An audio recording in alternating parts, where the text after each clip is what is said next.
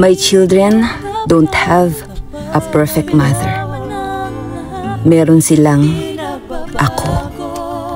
A sad mother, a happy mother, a mad mother, a mean mother, a drained mother, a broke mother, a stable mother, an unstable mother. Hindi ako perpektong nanay. At wala naman ni isa, diba? But I can promise that I will always protect them.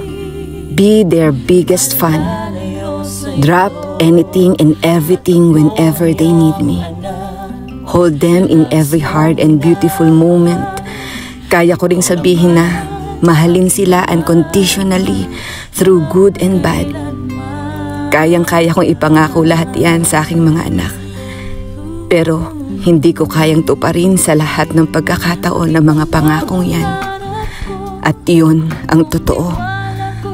Lalo na ngayon na I'm still recovering from depression and nasa proseso pa rin ng healing. Si Lord lang naman ang kayang tumupad sa lahat ng mga pangako. At paulit-ulit niya na yun pinatunayan sa atin. Siya lang ang kayang pumuno ng aking mga pagkukulang, ang kayang magbigay ng lahat-lahat ng inyong pangailangan, magbigay sa inyo ng kapayapaan at ng kagalakang hindi kayang tumbasan ng anuman. I just want to say sorry. Sorry, alam kong sobra kayong affected sa lahat ng mga nangyari. Alam ko na nasasaktan kayo, umiiyak kayo dahil sa akin. Alam ko na kayo ang nagpro-protect ng damdamin ko sa ngayon. Salamat sa inyo. I am beyond grateful kasi meron akong kayo.